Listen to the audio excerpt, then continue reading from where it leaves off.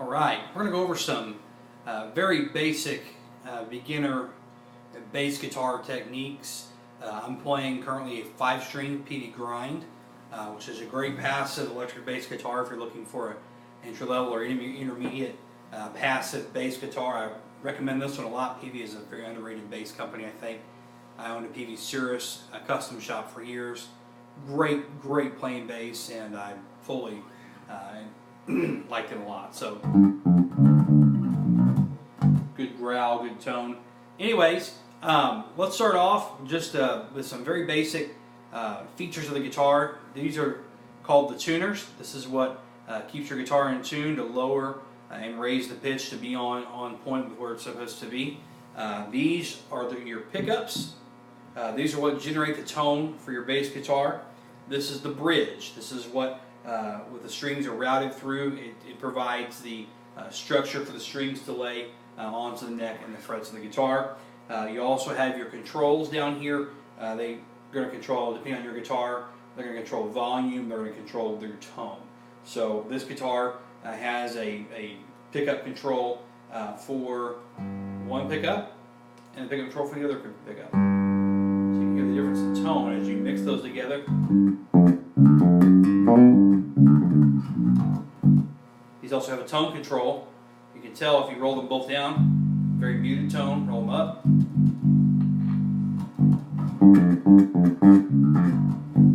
little bit brighter tone. So again, you want to mix that depending on what sounds good to your ear and what makes the most sense. So again, that's up to personal preference. So this is the body of the guitar, the neck of the guitar. These are frets.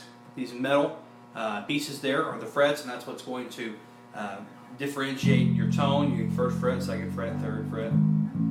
They make a bass that's a fretless bass and has a lot different sound than this, but for this purpose, this is a very standard bass that you would find in most places and that most beginners would have. So some would have a 4-string, some have a 5-string. The first string is the highest pitched string, which is always kind of counterintuitive when you're first learning. You think, well, the first one should be the one that's closest to me. But because there are different string models, there's a 4-string, 5-string, 6-string, they like to keep it consistent from the higher tone down to the lower tone. That's just the way it's done. So the first string on a 5-string bass is a G.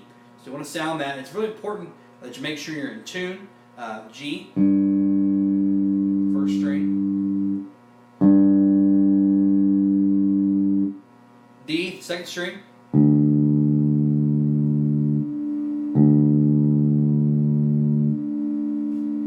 You've got A, the 3rd string.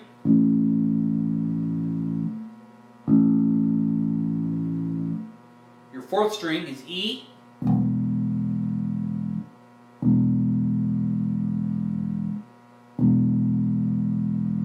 if you have a 5-string bass, your lowest string is going to be B.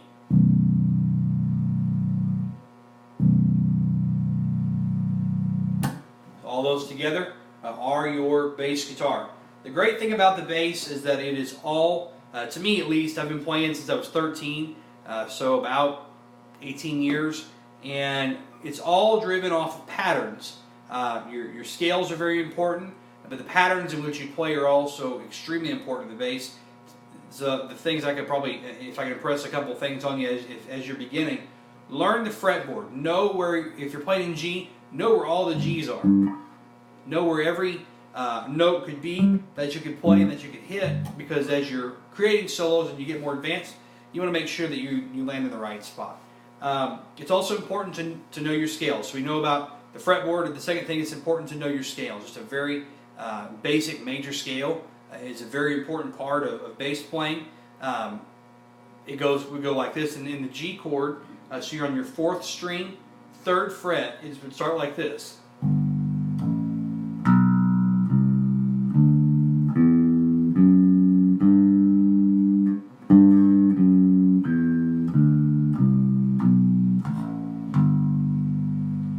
Again.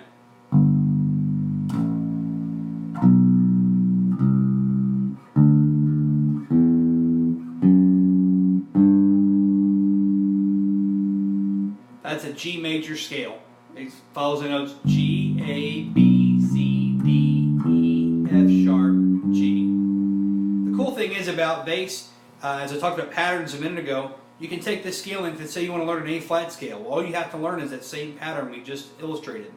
Because you can move up to A flat 1 fret forward, so 1, 2, 3, 4 frets up, your 4th fret, 4th string, this is A flat.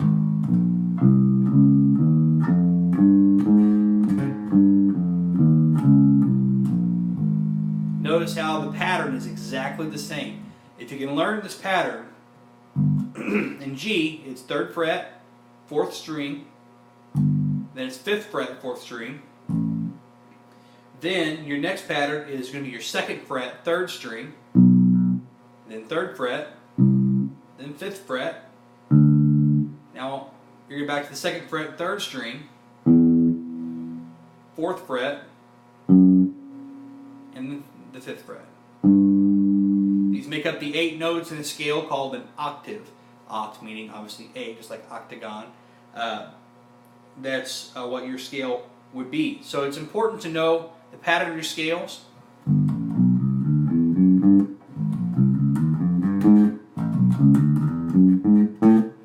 Those are very important to bass playing. Now, whenever you hear a particular song, I'm going to cue up a drum beat here on my keyboard. Whenever you hear a specific song and you're listening, you're just starting out maybe playing the bass, and you're like, I don't know which notes to play, what pattern do I play?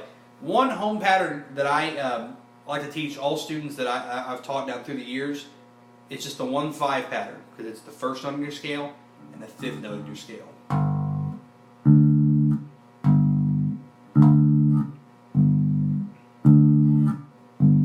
It's basic and boring. It may seem like to you when you start, you want to start off doing.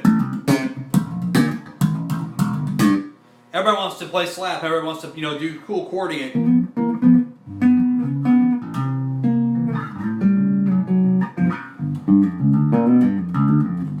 But that stuff comes with practice, with experience, and practical application. The best thing you can do, you can shred it with the best of them, do all kinds of slap licks, but if you mess up, you got to get back to your home rhythm, which is.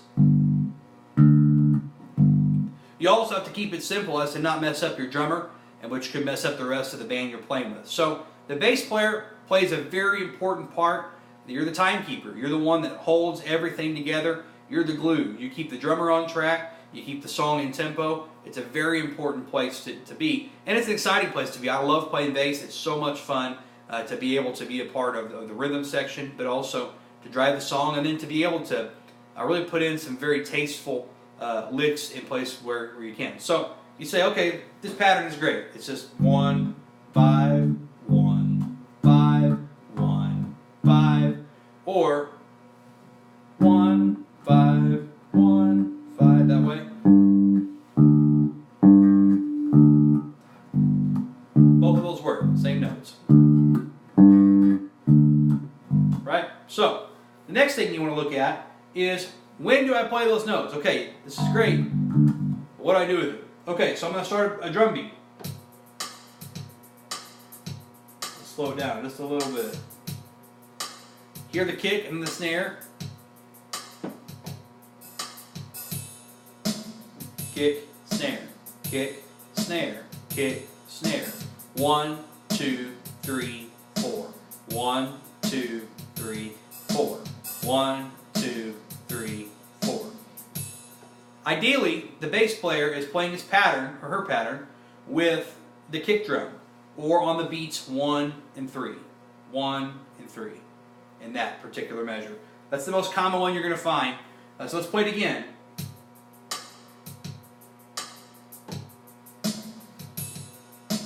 One, 2, 3, 4. 1, 2, 3, 4. 1, 2, 3, 4. 1, 2, 3, 4.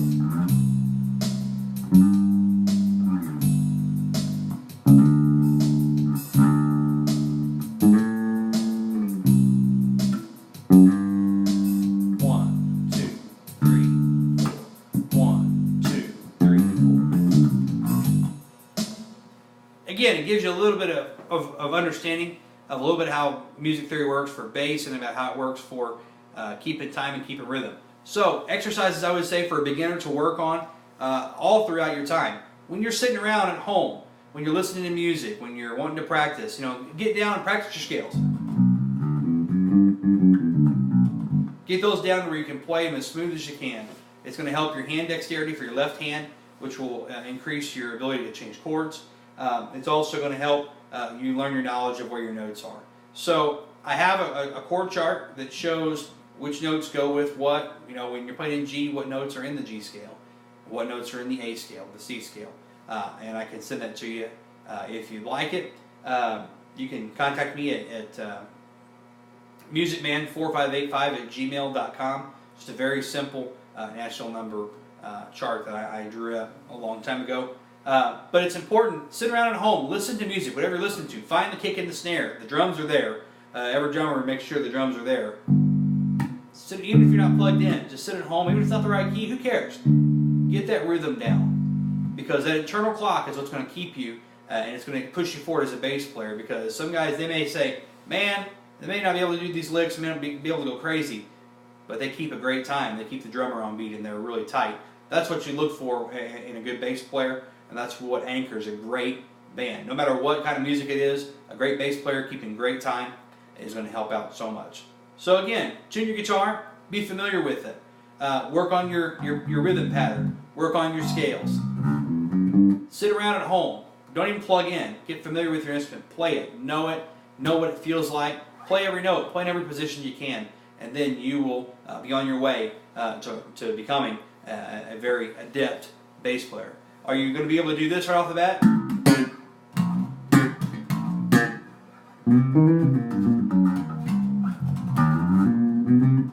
No, that's okay. Take practice, take time. Check out some of my other videos. I play along with some gospel songs and play along with some other things and show licks on the bass if you're a more intermediate player and you want to hear some more stuff. Just let me know. Like my video. Let me know how I'm doing. I want to be able to give good feedback to you, and hopefully this has helped somebody. Have a great day. From the Pink Room, this is Caleb saying, have a good night.